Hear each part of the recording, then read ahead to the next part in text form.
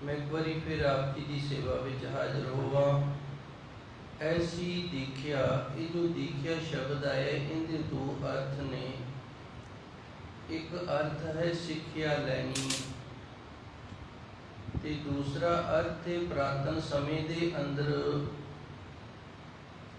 आश्रम होया करते सन, बच्चे उत्ते विद्या प्राप्त करया करते सन।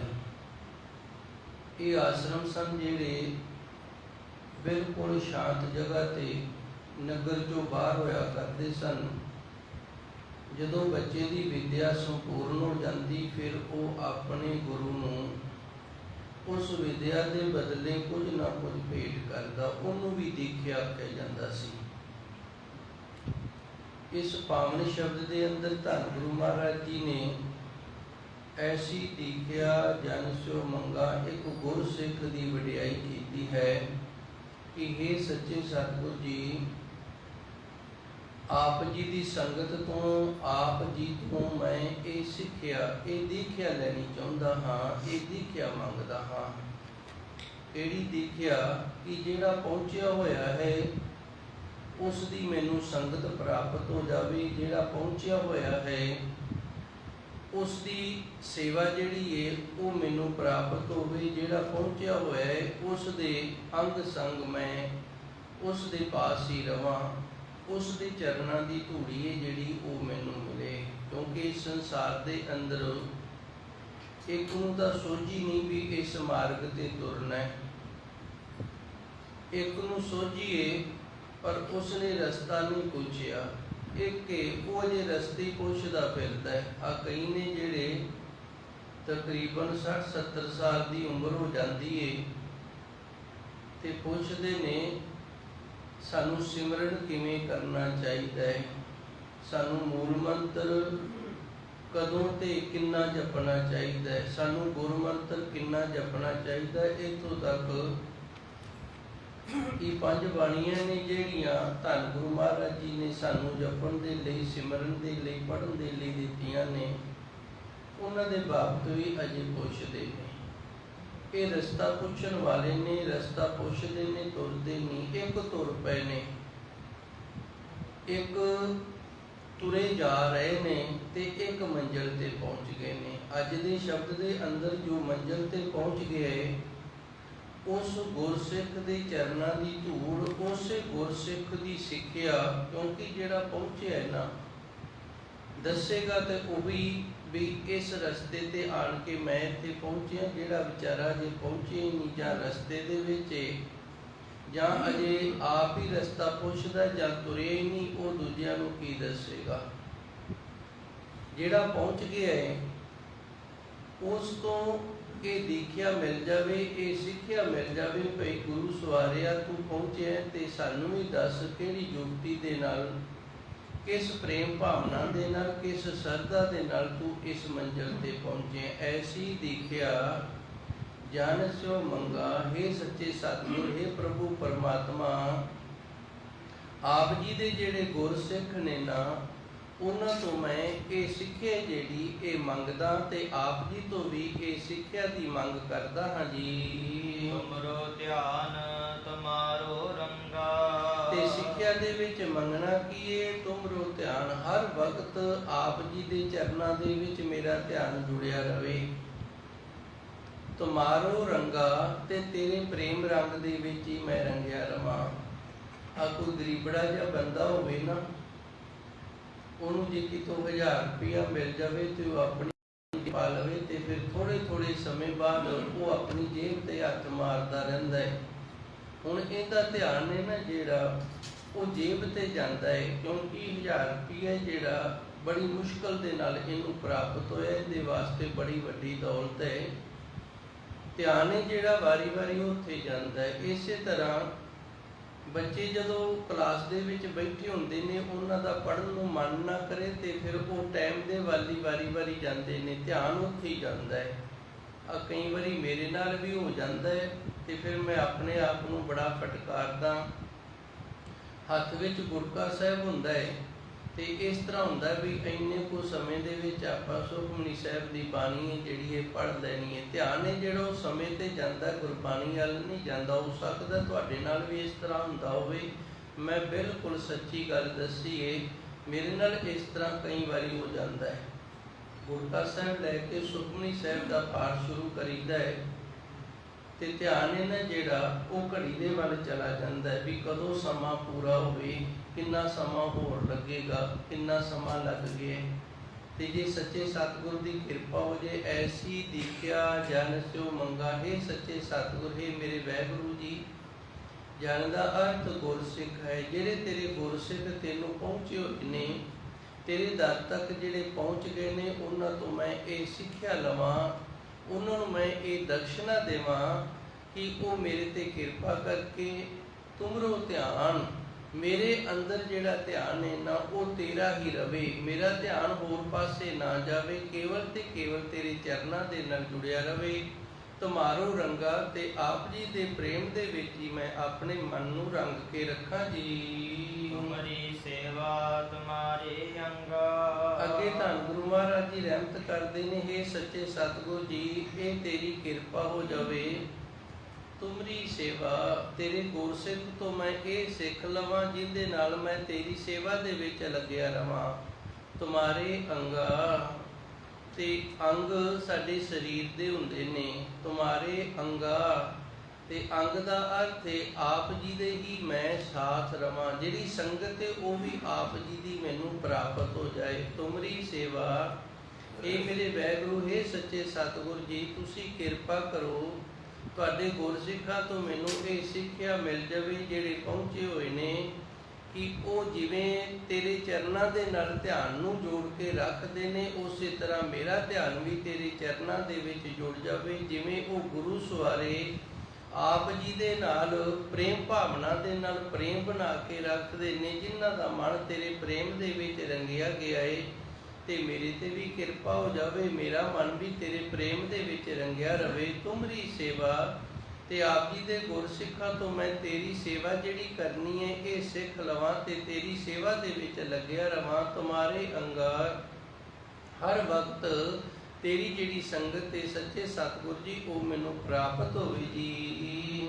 ਰਹਾਉ, ਜਨ ਕੀ ਟਹਿਲ ਸੰਭਾਖਨ ਜਨ ਸਿਆਉ, ਉਠਨ ਬੈਠਨ ਜਨ ਕੈ ਸੰਗਾ। ਰਹਾਉ ਵਾਲੀਆਂ ਤੁਕਾਂ ਤੋਂ ਉਪਰੰਤ ਧੰਨ ਗੁਰੂ ਮਹਾਰਾਜ ਜੀ ਰਹਿਮਤ ਕਰਦੇ ਨੇ, ਜਨ ਕੀ ਟਹਿਲ, ਤੇਰੀ ਸੰਗਤ, ਤੇਰੇ ਗੁਰਸਿੱਖਾਂ ਦੀ ਜਿਹੜੀ ਸੇਵਾ ਹੈ ਉਹ ਮੈਨੂੰ ਮਿਲ ਜਾਵੇ। ਸੰਭਾਖਨ ਜਨ ਸਿਓ, ਸੰਭਾਖਨ ਦਾ ਅਰਥ ਹੁੰਦਾ ਵਿਚਾਰ ਵਟਾਂਦਰੇ ਕਰਨੇ, ਬਚਨ ਬਲਾਸ ਕਰਨੇ, ਗਿਆਨ ਗੋਸ਼ਟੀ ਕਰਨੀ, ਵਿਚਾਰਾਂ ਸਾਂਝੀਆਂ ਕਰਨੀਆਂ, ਇਹ ਵੀ ਤੇਰੀ ਗੁਰਸਿੱਖਾਂ ਦੇ ਨਾਲ ਹੋਵੇ। ਇੱਥੇ ਮੈਂ ਇੱਕ ਸ਼ਬਦ ਜ਼ਰੂਰ ਕਹਾਂਗਾ, ਗੁਰਸਿੱਖ ਜਿਹੜਾ ਉਹਨੂੰ ਗੁਰਸਿੱਖ ਆਖਿਆ ਜਾ ਸਕਦਾ ਹੈ ਜਿਹਨੂੰ ਧੰਨ ਗੁਰੂ ਮਹਾਰਾਜ ਜੀ ਦੀ ਬਾਣੀ ਦੇ ਉੱਤੇ ਸੱਚਾ ਭਰੋਸਾ ਹੈ, ਜਿਹਨੇ ਗੁਰੂ ਗ੍ਰੰਥ ਸਾਹਿਬ ਜੀ ਦੇ ਉਪਦੇਸ਼ ਨੂੰ ਸੱਤ ਕਰਕੇ ਮੰਨ ਲਿਆ। ਜਿਹੜਾ ਕਿੰਤੂ ਪਰੰਤੂ ਕਰਦਾ ਉਹ ਗੁਰਸਿੱਖ ਨਹੀਂ ਹੋ ਸਕਦਾ। ਇਸੇ ਤਰ੍ਹਾਂ ਜਿਹਨੂੰ ਗੁਰ ਇਤਿਹਾਸ ਦੇ ਉੱਤੇ ਭਰੋਸਾ ਹੈ ਨਾ, ਉਹ ਗੁਰਸਿੱਖ ਹੋ ਸਕਦਾ ਹੈ। ਸ਼ਾਇਦ ਮੈਨੂੰ ਗੱਲ ਦੱਸਣੀ ਨਹੀਂ ਆਈ, ਮੈਂ ਦੁਬਾਰੇ ਤੋਂ ਸ਼ੁਰੂ ਕਰਦਾ ਕਿ ਆਪ ਜੀ ਨੂੰ ਸਮਝ ਆ ਜਾਵੇ। ਜਨ ਕੀ ਟਹਿਲ ਸੰਭਾਖਣ ਜਨ ਸੋ, ਗੁਰੂ ਮਹਾਰਾਜ ਜੀ ਨੇ ਅੱਜ ਦੇ ਪਾਵਨ ਸ਼ਬਦ ਦੇ ਅੰਦਰ ਗੁਰਸਿੱਖ ਦੀ ਸੰਗਤ ਜਿਹੜੀ ਇਹ ਗੁਰਸਿੱਖ ਨੂੰ ਪ੍ਰਾਪਤ ਹੋਵੇ। ਜਿਹੜਾ ਗੁਰਸਿੱਖ ਪਹੁੰਚਿਆ ਹੋਇਆ ਹੈ, ਗੁਰੂ ਦਾ ਪੱਕਾ ਦ੍ਰਿੜਤਾ ਵਾਲਾ ਗੁਰਸਿੱਖ ਹੈ, ਉਹਦੀ ਸੰਗਤ ਮਿਲ ਜਾਵੇ ਤੇ ਉਹਦੇ ਤੋਂ ਇਹ ਸਾਰਾ ਕੁਝ ਸਿੱਖਿਆ ਜਾਵੇ ਵੀ ਗੁਰੂ ਦੇ ਚਰਨਾਂ ਦੇ ਨਾਲ ਕਿਵੇਂ ਧਿਆਨ ਨੂੰ ਜੋੜ ਕੇ ਰੱਖਣਾ, ਗੁਰੂ ਦੇ ਪ੍ਰੇਮ ਦੇ ਵਿੱਚ ਮਨ ਨੂੰ ਕਿਵੇਂ ਰੰਗਣਾ ਹੈ, ਗੁਰੂ ਦੀ ਸੇਵਾ ਕਰਨ ਦੀ ਜਾਚ ਆ ਜਾਵੇ। ਗੁਰੂ ਦੀ ਸੇਵਾ ਕਰਨੀ ਉਹਦੇ ਤੋਂ ਅਸੀਂ ਸਿੱਖ ਲਈਏ ਜਿਹਨੂੰ ਕਰਨੀ ਆਉਂਦੀ ਹੈ। ਤੇ ਹੁਣ ਗੁਰਸਿੱਖ ਦੀ ਗੱਲ ਆ ਗਈ ਹੈ। ਗੁਰਸਿੱਖ ਉਹ ਹੈ ਜਿਹੜਾ ਗੁਰ ਇਤਿਹਾਸ ਤੇ ਗੁਰਬਾਣੀ ਨੂੰ ਸੱਤ ਕਰਕੇ ਮੰਨਦਾ। ਜਿਹੜਾ ਗੁਰ ਇਤਿਹਾਸ ਤੇ ਗੁਰਬਾਣੀ ਨੂੰ ਸਕੀ ਨਹੀਂ ਨਾ ਮੰਨਦਾ, ਉਹ ਗੁਰਸਿੱਖ ਨਹੀਂ ਹੈਗਾ। ਜਿਵੇਂ ਆਪ ਜੀ ਨੇ ਪਿੱਛੇ ਸਰਵਣ ਕੀਤਾ ਹੋਣਾ ਹੈ, ਜਥੇਦਾਰ ਜਗਤਾਰ ਸਿੰਘ ਜੀ ਨੇ ਗੁਰਬਾਣੀ ਵਾਹਿਗੁਰੂ ਜੀ ਗੁਰ ਇਤਿਹਾਸ ਦੇ ਅਰਥ ਕੀਤੇ ਸਨ, ਜੋ ਭਾਈ ਸਾਹਿਬ ਭਾਈ ਸੰਤੋਖ ਸਿੰਘ ਜੀ ਨੇ ਲਿਖੇ ਨੇ। ਕਿ ਧੰਨ ਗੁਰੂ ਅਮਰਦਾਸ ਜੀ ਸੱਚੇ ਸਤਿਗੁਰ ਦੀ ਜਿਹੜੀ ਆਨੰਦ ਸਾਹਿਬ ਦੀ ਬਾਣੀ ਹੈ ਨਾ 38 ਪੌੜੀਆਂ ਧੰਨ ਗੁਰੂ ਅਮਰਦਾਸ ਜੀ ਦੀ ਰਚਨਾ ਹੈ। 39ਵੀਂ ਤੇ 40ਵੀਂ ਪੌੜੀ ਹੈ ਜਿਹੜੀ ਇਹ ਧੰਨ ਗੁਰੂ ਰਾਮਦਾਸ ਜੀ ਤੇ ਧੰਨ ਗੁਰੂ ਅਰਜਨ ਦੇਵ ਜੀ ਦੀ ਪੌੜੀ ਹੈ। ਮੈਂ ਇੱਕ ਵਾਰੀ ਫਿਰ ਦੱਸ ਦਿਆਂ, ਸ਼ਾਇਦ ਤੁਸੀਂ ਭੁੱਲ ਗਏ ਹੋ, ਮੈਨੂੰ ਅੱਜ ਵੀ ਯਾਦ ਹੈ। ਆ ਥੋੜੇ ਜਿਹੇ ਦਿਨ ਹੋ ਗਏ ਨੇ, ਮਹੀਨਾ ਹੋ ਗਿਆ, ਬੜਾ ਵਿਵਾਦ ਚੱਲਿਆ ਇਸ ਗੱਲ ਤੇ ਕਿ ਗੁਰ ਇਤਿਹਾਸ ਦੇ ਵਿੱਚ ਲਿਖਿਆ ਹੋਇਆ ਹੈ, ਜੋ ਕਵੀ ਰਾਜ ਭਾਈ ਸੰਤੋਖ ਸਿੰਘ ਜੀ ਦੀ ਲਿਖਤ ਹੈ, ਉਹ ਲਿਖਦੇ ਨੇ ਕਿ ਧੰਨ ਗੁਰੂ ਅਮਰਦਾਸ ਜੀ ਦੀ ਜਿਹੜੀ ਪਾਵਨ ਬਾਣੀ ਹੈ ਨਾ ਆਨੰਦ ਸਾਹਿਬ, ਗੁਰੂ ਅਮਰਦਾਸ ਜੀ ਨੇ 38 ਪੌੜੀਆਂ ਦੀ ਰਚਨਾ ਕੀਤੀ ਹੈ ਤੇ ਇਹਦੀਆਂ ਪੌੜੀਆਂ 40 ਨੇ। ਫਿਰ 39ਵੀਂ ਤੇ 40ਵੀਂ ਪੌੜੀ ਹੈ ਜਿਹੜੀ ਇਹਦੀ ਰਚਨਾ, ਜਿਹੜੀ 39ਵੀਂ ਪੌੜੀ ਧੰਨ ਗੁਰੂ ਰਾਮਦਾਸ ਜੀ ਦੀ ਹੈ ਤੇ 40ਵੀਂ ਪੌੜੀ ਹੈ ਜਿਹੜੀ ਇਹ ਧੰਨ ਗੁਰੂ ਅਰਜਨ ਦੇਵ ਜੀ ਦੀ ਹੈ। ਇਸ ਤਰ੍ਹਾਂ 40 ਪੌੜੀਆਂ ਨੇ ਜਿਹੜੀਆਂ ਆਨੰਦ ਸਾਹਿਬ ਦੀਆਂ ਹੋਈਆਂ ਨੇ। ਹੁਣ ਇਹਦੇ ਤੇ ਵਿਵਾਦ ਕਿਹਨਾਂ ਨੇ ਕੀਤਾ? ਉਹਨਾਂ ਨੇ ਵਿਵਾਦ ਕੀਤਾ ਹੈ ਜਿਹੜੇ ਗਿਆਨੀ ਤਾਂ ਹਨ, ਵਿਦਵਾਨ ਤਾਂ ਹਨ, ਪਰ ਉਹਨਾਂ ਨੇ ਕਦੇ ਵੀ ਕੋਈ ਗ੍ਰੰਥ ਚੱਕ ਕੇ ਨਹੀਂ ਪੜ੍ਹਿਆ। ਜਿਹੜੇ ਗਿਆਨੀ ਤਾਂ ਹਨ, ਵਿਦਵਾਨ ਵੀ ਹੈਗੇ ਨੇ, ਪਰ ਉਹਨਾਂ ਨੇ ਆਪਣੇ ਜੀਵਨ ਦੇ ਵਿੱਚ ਕਮਾਈ ਨਹੀਂ ਕੀਤੀ। ਭਾਵੇਂ ਤੁਸੀਂ ਮੇਰਾ ਹੰਕਾਰ ਹੀ ਸਮਝ ਲਿਓ, ਪਰ ਗੱਲ ਤੁਹਾਨੂੰ ਸਮਝ ਦੇ ਵਿੱਚ ਆ ਜਾਣੀ ਹੈ। ਮੇਰੀ ਖੈਰ ਮਹਿਰ ਹੈ, ਮੈਨੂੰ ਤੁਸੀਂ ਜਿਵੇਂ ਮਰਜ਼ੀ ਸਮਝੋ, ਮੈਨੂੰ ਕੋਈ ਫਰਕ ਨਹੀਂ ਪੈਣਾ। ਤੇ ਗੁਰੂ ਕਿਰਪਾ ਕਰੇ ਸੱਚੇ ਸਤਿਗੁਰ ਫਰਕ ਪਵੇ ਵੀ ਨਾ। ਹੁਣ ਜਿਨ੍ਹਾਂ ਨੇ ਗੁਰ ਇਤਿਹਾਸ ਨਹੀਂ ਪੜ੍ਹੇ, ਜਿਨ੍ਹਾਂ ਨੇ ਪੁਰਾਤਨ ਗ੍ਰੰਥ ਨਹੀਂ ਪੜ੍ਹੇ, ਉਹ ਹੁਣ ਇਹਨਾਂ ਦੇ ਮਗਰ ਲੱਗ ਜਾਣਗੇ, ਕਿਉਂਕਿ ਇਹ ਵੀ ਅਨਪੜ੍ਹ ਗਿਆਨੀ ਨੇ, ਪੜ੍ਹਿਆ ਇਹਨਾਂ ਨੇ ਵੀ ਕੁਝ ਨਹੀਂ ਹੈਗਾ। ਜਿਨ੍ਹਾਂ ਨੇ ਕੁਝ ਪੜ੍ਹਿਆ ਨਹੀਂ, ਕੁਝ ਸਿੱਖਿਆ ਨਹੀਂ, ਤੇ ਫਿਰ ਉਹ ਵਿਵਾਦ ਖੜਾ ਕਰਦੇ ਨੇ। ਹੁਣ ਇਹ ਬਿਲਕੁਲ ਸੱਚਾਈ ਹੈ ਕਿ ਧੰਨ ਗੁਰੂ ਅਮਰਦਾਸ ਜੀ ਦੀਆਂ 38 ਪੌੜੀਆਂ ਨੇ, ਜੋ ਭਾਈ ਸੰਤੋਖ ਸਿੰਘ ਜੀ ਨੇ ਲਿਖਿਆ ਤੇ ਜਥੇਦਾਰ ਜਗਤਾਰ ਸਿੰਘ ਜੀ ਨੇ ਉਹਦੀ ਵਿਆਖਿਆ ਕੀਤੀ ਹੈ, ਬਿਲਕੁਲ ਸੱਚ ਹੈ। ਹੁਣ ਤੁਸੀਂ ਕਹੋਗੇ ਤੈਨੂੰ ਕਿਵੇਂ ਪਤਾ ਲੱਗਿਆ? ਬਿਲਕੁਲ ਸੱਚ ਹੈ। ਭਾਈ ਸਰੂਪ ਦਾਸ ਜੀ ਹੋਏ ਨੇ ਭੱਲਿਆਂ ਦੇ ਵਿੱਚੋਂ, ਧੰਨ ਗੁਰੂ ਅਮਰਦਾਸ ਜੀ ਦੀ ਕੁੱਲ ਦੇ ਵਿੱਚੋਂ, ਤੇ ਜਿੰਦੇ ਨਾਲ ਦਾਸ ਲੱਗਦਾ ਏ ਜਾਂ ਚੰਦ ਲੱਗਦਾ ਏ, ਤੇ ਸਾਨੂੰ ਇਤਨੀ ਕੁ ਤਾਂ ਸੋਚੀਏ ਕਿ ਉਹ ਅਜੇ 10ਵੇਂ ਪਾਤਸ਼ਾਹ ਦੇ ਅਵਤਾਰ ਤੋਂ ਪਹਿਲੋਂ ਦਾ ਗੁਰਸਿੱਖ ਹੈ। ਮੈਂ ਆਪ ਜੀ ਨੂੰ ਤਸੱਲੀ ਕਰਵਾਵਾਂ ਤੇ ਗੱਲ ਦੀ ਆਪ ਜੀ ਨੂੰ ਸਮਝ ਆ ਜਾਵੇ। ਜਿਵੇਂ ਭਾਈ ਗੁਰਦਾਸ ਜੀ ਨੇ, ਇਹਨਾਂ ਨੇ ਜੋ ਰਚਨਾ ਕੀਤੀ ਹੈ ਧੰਨ ਗੁਰੂ ਅਰਜਨ ਦੇਵ ਜੀ ਦੀ ਮੌਜੂਦਗੀ ਦੇ ਵਿੱਚ ਕੀਤੀ ਹੈ, ਤੇ ਭਾਈ ਨੰਦ ਲਾਲ ਜੀ ਨੇ ਜਿਹੜੇ ਇਹਨਾਂ ਨੇ ਜੋ ਰਚਨਾ ਕੀਤੀ ਹੈ, ਇਹ ਧੰਨ ਗੁਰੂ 10ਵੇਂ ਪਾਤਸ਼ਾਹ ਦੀ ਮੌਜੂਦਗੀ ਦੇ ਵਿੱਚ ਕੀਤੀ ਹੈ। ਤੇ ਇਸੇ ਤਰ੍ਹਾਂ ਭਾਈ ਸਰੂਪ ਦਾਸ ਜੀ ਹੋਏ ਨੇ, ਜਿਨ੍ਹਾਂ ਨੇ ਜੋ ਕੁਝ ਵੀ ਲਿਖਿਆ ਧੰਨ ਗੁਰੂ ਅਮਰਦਾਸ ਜੀ ਸੱਚੇ ਸਤਿਗੁਰ ਗੁਰੂ ਰਾਮਦਾਸ ਗੁਰੂ ਅਰਜਨ ਦੇਵ ਜੀ ਦੀ ਮੌਜੂਦਗੀ ਦੇ ਵਿੱਚ ਲਿਖਿਆ ਤੇ ਹੈਗੇ ਵੀ ਇਹ ਭੱਲੇ ਨੇ। ਇਹਨਾਂ ਦਾ ਗ੍ਰੰਥ ਹੈ ਮਹਿਮਾ ਪ੍ਰਕਾਸ਼। ਹੁਣ ਇਦੋਂ ਪੁਰਾਣਾ ਗ੍ਰੰਥ ਤਾਂ ਕੋਈ ਹੈ ਹੀ ਨਹੀਂ। ਮਹਿਮਾ ਪ੍ਰਕਾਸ਼ ਗ੍ਰੰਥ ਦੇ ਵਿੱਚ ਵੀ ਇਹੀ ਲਿਖਿਆ ਕਿ ਗੁਰੂ ਅਮਰਦਾਸ ਜੀ ਨੇ 38 ਪੌੜੀਆਂ ਆਨੰਦ ਸਾਹਿਬ ਦੀਆਂ ਰਚੀਆਂ ਨੇ। ਬਸ ਇਸ ਤੋਂ ਅੱਗੇ ਉਹਨੂੰ ਨਹੀਂ ਕਿਹਾ, ਉਹਨੂੰ ਨਹੀਂ ਪਤਾ, ਉਹਨੇ ਨਹੀਂ ਲਿਖਿਆ। ਹੁਣ ਪੁਰਾਤਨ ਗ੍ਰੰਥ ਹੈ ਜਿਹੜਾ ਮਹਿਮਾ ਪ੍ਰਕਾਸ਼, ਉਹਦੇ ਵਿੱਚ ਲਿਖਿਆ 38 ਪੌੜੀਆਂ, ਤੇ ਫਿਰ ਅੱਜ ਅਸੀਂ ਕਿਵੇਂ ਕਹਿ ਸਕਦੇ ਹਾਂ ਨਹੀਂ ਉਹ ਗਲਤ ਹੈ ਤੇ 40 ਪੌੜੀਆਂ ਨੇ। ਇੱਕ ਮੈਂ ਆਪ ਜੀ ਨੂੰ ਹੋਰ ਸਬੂਤ ਦਿੰਦਾ। ਜਿਸ ਵਕਤ ਧੰਨ ਗੁਰੂ ਅਰਜਨ ਦੇਵ ਜੀ ਬਾਬਾ ਮੋਹਨ ਜੀ ਤੋਂ ਪੋਥੀਆਂ ਲੈਣ ਗਏ ਸੀ ਗੋਇੰਦਵਾਲ ਸਾਹਿਬ, ਤੇ ਉਹਨਾਂ ਪੋਥੀਆਂ ਦੇ ਵਿੱਚ ਆਨੰਦ ਸਾਹਿਬ ਦੀ ਬਾਣੀ, ਉਹਦੇ ਅੰਦਰ ਵੀ 38 ਪੌੜੀਆਂ ਜੇ। ਪਰ ਅਫਸੋਸ ਹੈ ਅਸੀਂ ਕਿਸੇ ਬੂਬਣੇ ਦੇ ਮਗਰ ਤਾਂ ਲੱਗ ਜਾਵਾਂਗੇ, ਪਰ ਆਪ ਮਿਹਨਤ ਨਹੀਂ ਕਰਨੀ, ਆਪ ਗ੍ਰੰਥ ਚੱਕ ਕੇ ਨਹੀਂ ਦੇਖਣਾ। ਪਹਿਲੀ ਗੱਲ ਤਾਂ ਅੱਜ ਕੱਲ੍ਹ ਸਾਡੇ ਅੰਦਰ ਇਤਨੀ ਘਾਟ ਹੈ, ਅਸੀਂ ਬਹੁਤ ਕੁਝ ਕਰ ਸਕਦੇ ਹਾਂ, ਪਰ ਗੁਰੂ ਘਰਾਂ ਦੇ ਵਿੱਚ ਨਾ ਵਿਦਵਾਨ ਨਹੀਂ ਪੈਦਾ ਕਰ ਸਕਦੇ। ਪੁਰਾਤਨ ਗ੍ਰੰਥ ਨੇ ਜਿਹੜੇ ਉਹ ਨਹੀਂ ਪੜ੍ਹਾ ਸਕਦੇ। ਸੋ ਦੱਸਦਾ ਇੱਥੇ ਕੋਈ ਵਿਵਾਦ ਖੜਨ ਦਾ ਮਤਲਬ ਨਹੀਂ ਹੈਗਾ। ਸਿਰਫ ਇਤਨਾ ਹੀ ਹੈ ਵੀ ਗੁਰਸਿੱਖ ਉਹ ਹੈ ਜਿਹਨੂੰ ਗੁਰੂ ਦੇ ਇਤਿਹਾਸ ਦੇ ਉੱਤੇ ਤੇ ਗੁਰਬਾਣੀ ਦੇ ਉੱਤੇ ਦ੍ਰਿੜ ਨਿਸ਼ਚੈ, ਗੁਰੂ ਨੇ ਜੋ ਆਖ ਦਿੱਤਾ ਸਤ ਬਚਨ, ਜਿਹੜਾ ਸਤ ਬਚਨ ਕਰਕੇ ਮੰਨਣ ਵਾਲਾ ਨਾ ਉਹ ਗੁਰਸਿੱਖ ਹੈ।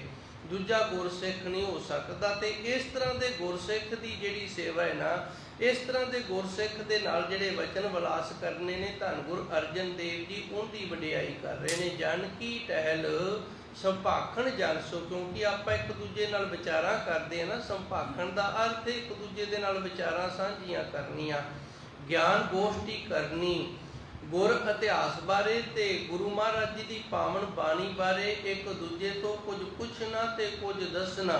ਜੇ ਆਪਾਂ ਇਹ ਕਹਿ ਦਈਏ ਨਾ ਵੀ ਸੰਥਿਆ ਵੀ ਇੱਕ ਸੰਭਾਖਣ ਹੈ ਤੇ ਇਹਦੇ ਵਿੱਚ ਕੋਈ ਗਲਤ ਨਹੀਂ ਹੋਏਗਾ, ਕਿਉਂਕਿ ਉੱਥੇ ਵੀ ਆਪਾਂ ਜਦੋਂ ਸੰਥਿਆ ਕਰਦੇ ਆ ਨਾ ਤੇ ਕਰਨ ਵਾਲਾ ਤੇ ਕਰਵਾਉਣ ਵਾਲਾ ਇੱਕ ਦੂਜੇ ਦੇ ਨਾਲ ਵਿਚਾਰ ਕਰਦਾ, ਵੇਖ ਭਾਈ ਇੱਥੇ ਅੱਖਰ ਆ ਲਿਖੇ ਨੇ ਤੇ ਇਸ ਬੋਲੀ ਦੇ ਇਹ ਸ਼ਬਦ ਨੇ, ਇਹਦਾ ਉਚਾਰਨ ਇਸ ਤਰ੍ਹਾਂ ਹੈ।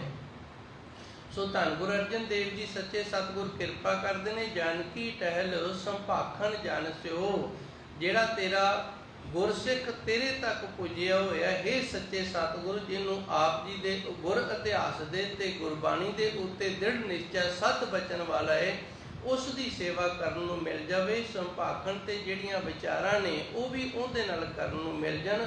ਜਨ ਸਿਓ ਉਹਦੇ ਨਾਲ ਮਿਲਣ। ਉਠਣ ਬੈਠਣ, ਜਿਹੜਾ ਉੱਠਣਾ ਹੈ ਤੇ ਜਿਹੜਾ ਬੈਠਣਾ ਹੈ ਇਹ ਵੀ ਉਹਦੇ ਨਾਲ ਹੋ ਜਾਵੇ। ਹੁਣ ਉੱਠਣ ਬੈਠਣ ਹੈ ਨਾ ਜਿਹੜਾ ਆਪਾਂ ਆਮ ਉੱਠਦੇ ਬੈਠਦੇ ਆ, ਇਹ ਨਹੀਂ। ਉੱਠਣ ਬੈਠਣ ਦਾ ਜਦੋਂ ਦੋਵੇਂ ਸ਼ਬਦ ਇਕੱਠੇ ਹੋ ਜਾਂਦੇ ਨਾ, ਫਿਰ ਇਹਦਾ ਅਰਥ ਬਣਦਾ ਵਰਤਾਵਾ। ਜਿਵੇਂ ਪਿੰਡ ਦੇ ਵਿੱਚ ਵੇਖੋ ਸਾਰਿਆਂ ਦੇ ਨਾਲ ਸਾਰਿਆਂ ਦੀ ਨਹੀਂ ਬਣਦੀ ਆ, ਮੇਰੀ ਵੀ ਕਿਸੇ ਨਾ ਕਿਸੇ ਦੇ ਨਾਲ ਮਾੜੀ ਮੋਟੀ ਨਹੀਂ ਬਣਦੀ, ਉਨੀ ਕਿਤੇ ਬਣਦੀ ਏ, ਜਦੋਂ ਕਿ ਮੈਂ ਇਸ ਪਿੰਡ ਦਾ ਸ਼ਰੀਕ ਨਹੀਂ ਹੈਗਾ। ਤੇ ਜਿਹੜੇ ਸ਼ਰੀਕ ਨੇ ਉਹ ਤਾਂ ਕਿਤੇ ਨਾ ਕਿਤੇ ਹੋ ਜਾਂਦਾ। ਫਿਰ ਜਦੋਂ ਕੋਈ ਗੱਲ ਚੱਲਦੀ ਅਸੀਂ ਕਹਿ ਦਿੰਦੇ ਸਾਡਾ ਉਹਦੇ ਨਾਲ ਉੱਠਣਾ ਬਹਿਣਾ ਨਹੀਂ ਹੈਗਾ। ਭਾਵ ਜਦੋਂ ਕਿਤੇ ਕੋਈ ਪ੍ਰੋਗਰਾਮ ਹੁੰਦਾ ਹੈ ਨਾ, ਅਸੀਂ ਉਹਦੇ ਉੱਤੇ ਬੈਠਣ ਵਾਸਤੇ ਨਹੀਂ ਜਾਂਦੇ, ਤੇ ਜਦੋਂ ਕਿਤੇ ਜਾਣਾ ਹੁੰਦਾ ਅਸੀਂ ਉੱਠ ਕੇ ਉਹਦੇ ਨਾਲ ਨਹੀਂ ਤੁਰਦੇ। ਇਹਦਾ ਅਰਥ ਫਿਰ ਕਰ ਲੈਂਦੇ ਨੇ ਵਰਤਾਰਾ। ਧੰਨ ਗੁਰੂ ਮਹਾਰਾਜ ਜੀ ਰਹਿਮਤ ਕਰਦੇ ਨੇ। ਜਾਨਕੀ ਟਹਿਲ ਸੰਭਾਖਣ ਜਨ ਸਿਓ, ਹੇ ਮੇਰੇ ਸੱਚੇ ਸਤਿਗੁਰੂ ਜੀ, ਜਿਹੜੇ ਤੇਰੇ ਦਰ ਤੱਕ ਪਹੁੰਚੇ ਹੋਏ ਗੁਰਸਿੱਖ ਨੇ, ਉਹਨਾਂ ਦੀ ਸੇਵਾ ਤੇ ਵਿਚਾਰ ਵਟਾਂਦਰਾ ਜਿਹੜਾ ਬੋਲਣ ਚਾਲਣ ਉਹ ਉਹਨਾਂ ਗੁਰਸਿੱਖਾਂ ਦੇ ਨਾਲ ਹੋ ਜੇ। ਉਠਣ ਬੈਠਣ ਜਨ ਕੈ ਸੰਗਾ, ਤੇ ਜਿਹੜੇ ਤੇਰੇ ਗੁਰਸਿੱਖ ਨੇ ਤੇਰੇ ਦਰ ਤੱਕ ਪਹੁੰਚੇ ਹੋਏ ਨੇ, ਸਾਡਾ ਜਿਹੜਾ ਸੰਸਾਰਿਕ ਵਰਤਾਰਾ ਹੈ ਨਾ ਇਹ ਵੀ ਉਹਨਾਂ ਦੇ ਨਾਲ ਹੀ ਹੋਵੇ ਜੀ। ਹੁਣ ਆਪਾਂ ਗੱਲ ਕਰਦੇ ਹਾਂ, ਜਦੋਂ ਆਪਾਂ ਅੰਮ੍ਰਿਤ ਦੀ ਦਾਤ ਲੈਂਦੇ ਹਾਂ ਤੇ ਪੰਜ ਪਿਆਰੇ ਆਪਾਂ ਨੂੰ ਸਿੱਖਿਆ ਦਿੰਦੇ ਨੇ। ਉਹ ਇਹ ਸਿੱਖਿਆ ਦਿੰਦੇ ਨੇ ਭਈ ਗੁਰੂ ਸਵਾਰਿਆ, ਤੂੰ ਅੱਜ ਤੋਂ ਬਾਅਦ ਜਿਹੜਾ ਮੇਲ ਜੋਲ ਰੱਖਣਾ ਨਾ, ਜਿਹੜਾ ਰੋਟੀ ਬੇਟੀ ਦਾ ਜਿਹੜਾ ਨਾਤਾ ਹੈ, ਤੂੰ ਹੁਣ ਗੁਰਮੁਖ ਪਰਿਵਾਰ ਦੇ ਨਾਲ ਹੀ ਰੱਖਣਾ। ਉਹ ਕੋਲੋਂ ਨਹੀਂ ਕਹਿ ਰਹੇ। ਗੁਰੂ ਮਹਾਰਾਜ ਜੀ ਵੇਖੋ ਧੰਨ ਗੁਰੂ ਗ੍ਰੰਥ ਸਾਹਿਬ ਜੀ ਆਖ ਰਹੇ ਨੇ, ਉੱਠਣ ਬੈਠਣ ਜਨ ਕੇ ਸੰਗਾ। ਬਈ ਸਾਡਾ ਜਿਹੜਾ ਵਿਚਾਰ ਵਟਾਂਦਰ ਹੈ ਨਾ, ਉੱਠਣਾ ਬੈਠਣਾ ਵਰਤਣਾ, ਜਿਹੜੀ ਰੋਟੀ ਬੇਟੀ ਦੀ ਸਾਂਝ ਦੇਣਾ, ਇਹ ਗੁਰਮੁਖ ਪਿਆਰਿਆਂ ਗੁਰਸਿੱਖਾਂ ਦੇ ਨਾਲ ਹੋਵੇ ਜੀ। ਜਨ ਚਰ ਰਜ ਮੁਖ ਮਾਥੈ ਲਾਗੀ, ਆਸਾ ਪੂਰਨ ਅੰਤ ਤਰੰਗਾ। ਜਨ ਗੁਰਸਿੱਖ ਤੇ ਚਰ ਕਹਿੰਦੇ ਨੇ ਚਰਨਾਂ ਨੂੰ, ਰਜ ਕਹਿੰਦੇ ਨੇ ਧੂੜੀ ਨੂੰ, ਮੁਖ ਮਾਥੇ ਲਾਗੀ। ਇਹ ਸੱਚੇ ਸਤਿਗੁਰ ਜੀ, ਜਿਹੜਾ ਗੁਰਸਿੱਖ ਤੇਰੇ ਦਰ ਦੇ ਤੱਕ ਪਹੁੰਚਿਆ ਹੋਇਆ ਏ, ਉਸ ਗੁਰਸਿੱਖ ਦੇ ਚਰਨਾਂ ਦੀ ਧੂੜ ਮੇਰੇ ਮੁਖ ਤੇ ਮੱਥੇ ਦੇ ਉੱਤੇ ਲੱਗ ਜਾਵੇ। ਆਸਾ ਪੂਰਨ ਅੰਤ ਤਰੰਗਾ। ਆਪ ਜੀ ਦੀ ਰਹਿਮਤ ਕਿਰਪਾ ਦੇ ਨਾਲ ਮੇਰੀਆਂ ਸਾਰੀਆਂ ਆਸਾਵਾਂ ਨੇ ਜਿਹੜੀਆਂ ਇਹ ਪੂਰੀਆਂ ਹੋ ਜਾਣ। ਅੰਤ ਤਰੰਗਾ, ਜਿਵੇਂ ਪਾਣੀ ਦੇ ਵਿੱਚ ਹਵਾ ਦੇ ਜ਼ੋਰ ਦੇ ਨਾਲ ਲਹਿਰਾਂ ਉੱਠ ਖੜਦੀਆਂ ਨੇ, ਐਵੇਂ ਮਨ ਹੈ ਨਾ ਜਿਹੜਾ, ਇਹਦੇ ਅੰਦਰ ਵੀ ਲਹਿਰਾਂ ਉੱਠਦੀਆਂ ਨੇ। ਜਿਵੇਂ ਕੋਈ ਬਰਤਨ ਹੋਵੇ, ਇੱਕ ਕੌਲਾ ਲੈ ਲਓ ਤੇ ਇੱਕ ਚਮਚਾ ਲੈ ਲਓ। ਕੌਲੇ ਨੂੰ ਲੱਕੜ ਦੇ ਮੇਜ਼ ਦੇ ਉੱਤੇ ਰੱਖ ਦਿਓ, ਚਮਚੇ ਦੇ ਨਾਲ ਉਹਦੇ ਇੱਕ ਕੰਢੇ ਤੇ ਠੋਕਰ ਮਾਰਿਓ, ਤੁਸੀਂ ਵੇਖੋਗੇ ਉਹਦੇ ਅੰਦਰ ਵਾਈਬ੍ਰੇਸ਼ਨ ਹੋਵੇਗੀ। ਜਿੱਥੇ ਉਹ ਆਵਾਜ਼ ਕੱਢਦਾ ਨਾ ਉੱਥੇ ਕੰਪਨ ਵੀ ਹੁੰਦੀ, ਉਹਦੇ ਕੰਬਦਾ ਵੀ, ਇਹਨੂੰ ਅੰਗਰੇਜ਼ੀ 'ਚ ਵਾਈਬ੍ਰੇਸ਼ਨ ਕਹਿ ਦਿੰਦੇ ਨੇ। ਇਵੇਂ ਜਿਵੇਂ ਮਨ ਜਿਹੜਾ, ਇਹਦੇ ਤੇ ਜਦੋਂ ਕੋਈ ਬਾਹਰ ਦੀ ਗੱਲ ਆਣ ਕੇ ਟਕਰਾਉਂਦੀ ਹੈ ਤੇ ਇਹਦੇ ਅੰਦਰ ਵੀ ਫਿਰ ਵਾਈਬ੍ਰੇਸ਼ਨ ਹੁੰਦੀ ਹੈ, ਤਰੰਗਾਂ ਉੱਠਣ ਲੱਗ ਜਾਂਦੀਆਂ ਨੇ। ਕਈ ਕਹਿੰਦੇ ਨਾ ਇਹ ਗੱਲ ਮੇਰੇ ਮਨ ਤੋਂ ਲੈਂਦੀ ਨਹੀਂ ਪਈ, ਉਹਨੇ ਥੋੜੀ ਜ਼ਿਆਦਾ ਚੋਟ ਕਰ ਦਿੱਤੀ ਹੈ ਤੇ ਮਨ ਦੀ ਜਿਹੜੀ ਵਾਈਬ੍ਰੇਟਨ ਕਿਰਿਆ ਹੈ ਨਾ, ਵਾਈਬ੍ਰੇਸ਼ਨ ਹੋ ਰਹੀ ਹੈ ਜਿਹੜੀ, ਇਹ ਰੁਕ ਨਹੀਂ ਰਹੀ। ਜਨ ਚਰ ਰਜ ਮੁਖ ਮਾਥੇ ਲਾਗੀ। ਆਪ ਜੀ ਦੇ ਗੁਰਸਿੱਖ ਦੀ ਚਰਨਾਂ ਦੀ ਧੂੜ ਜਦੋਂ ਮੇਰੇ ਮੁਖ ਤੇ ਮੱਥੇ ਤੇ ਲੱਗ ਜਾਵੇ, ਆਸਾ ਪੂਰਨ, ਤੇ ਫਿਰ ਮੇਰੇ ਮਨ ਦੀਆਂ ਆਸ਼ਾਵਾਂ ਨੇ ਜਿਹੜੀਆਂ ਇਹ ਪੂਰੀਆਂ ਹੋ ਜਾਣ। ਅੰਤ ਤਰੰਗਾ, ਤੇ ਜਿਹੜੀਆਂ ਵਾਧੂ ਦੀਆਂ ਤਰੰਗਾਂ ਬਾਹਰ ਦੀਆਂ ਝੋਟਾ ਸ਼ਬਦਾਂ ਵੇਖਣ ਸੁਣਨ ਦੇ ਨਾਲ ਪੈਦਾ ਹੁੰਦੀਆਂ ਨੇ, ਇਹ ਨਾਸ ਹੋ ਜਾਣ ਜੀ। ਜਨ ਪਾਰ ਬ੍ਰਹਮ ਜਾ ਕੀ ਨਿਰਮਲ ਮਹਿਮਾ, ਜਨ ਕੇ ਚਰਨ ਤੀਰਥ ਕੋਟ ਗੰਗਾ। ਜਨ ਪਾਰ ਬ੍ਰਹਮ। ਧੰਨ ਗੁਰੂ ਮਹਾਰਾਜ ਜੀ ਸੱਚੇ ਸਤਿਗੁਰ ਦੀ ਗੁਰਬਾਣੀ ਦੀ ਵੱਡੀ ਵਡਿਆਈ ਇਹ ਕਿ ਗੁਰੂ ਮਹਾਰਾਜ ਜੀ ਕਿਸੇ ਗੱਲ ਨੂੰ ਵੀ ਨਾ ਅਧੂਰਿਆ ਨਹੀਂ ਛੱਡਦੇ, ਬਿਲਕੁਲ ਸਿਰੇ ਤੱਕ ਸਮਝਾ ਕੇ ਫਿਰ ਗੁਰੂ ਮਹਾਰਾਜ ਜੀ ਅਗਲਾ ਪ੍ਰਸੰਗ ਤੋਰਦੇ ਨੇ। ਜਨ ਪਾਰ ਬ੍ਰਹਮ, ਜਿਹੜਾ ਗੁਰਸਿੱਖ ਵਾਹਿਗੁਰੂ ਦਾ ਰੂਪ ਹੋ ਗਿਆ। ਪਾਰ ਬ੍ਰਹਮ ਕਹਿੰਦੇ ਨੇ ਪਾਰਾਵਾਰ ਤੋਂ ਰਹਿਤ ਬ੍ਰਹਮ ਸਰੂਪ। ਜਨ ਪਾਰ ਬ੍ਰਹਮ, ਜਿਹੜਾ ਗੁਰਸਿੱਖ ਪ੍ਰਭੂ ਪਰਮਾਤਮਾ ਦਾ ਰੂਪ ਹੋ ਗਿਆ। ਜਨ ਕੀ ਨਿਰਮਲ ਮਹਿਮਾ ਤੇ ਜਿੰਦੀ ਵਡਿਆਈ ਬੜੀ ਪਵਿੱਤਰ ਹੈ। ਜਨ ਕੇ ਚਰਨ ਤੀਰਥ ਕੋਟ ਗੰਗਾ, ਉਸ ਗੁਰਸਿੱਖ ਦੇ ਜਿਹੜੇ ਚਰਨ ਨੇ ਨਾ ਉਹ ਸਾਰੇ ਪ੍ਰਕਾਰ ਦੇ ਜਿਹੜੇ 68 ਤੀਰਥ ਨੇ ਨਾ ਇਹ ਉਹਦੇ ਚਰਨਾਂ ਦੇ ਵਿੱਚ ਆ ਗਏ ਜੀ। ਜਨ ਪਾਰ ਬ੍ਰਹਮ ਜਨ ਕੀ ਨਿਰਮਲ ਮਹਿਮਾ, ਜਿਹੜਾ ਗੁਰੂ ਸਵਾਰਾ ਪ੍ਰਭੂ ਪਰਮਾਤਮਾ ਦਾ ਰੂਪ ਹੋ ਗਿਆ, ਜਿਹਨੂੰ ਆਪਾਂ ਬ੍ਰਹਮ ਗਿਆਨੀ ਆਖ ਦਿੰਦੇ ਹਾਂ, ਸੰਤ ਆਖ ਦਿੰਦੇ ਹਾਂ। ਜਾਂ ਕੀ ਨਿਰਮਲ ਮਹਿਮਾ, ਜਿੰਦੀ ਵਡਿਆਈ ਬੜੀ ਪਵਿੱਤਰ ਹੈ। ਕਿੰਨੀ ਪਵਿੱਤਰ ਹੈ?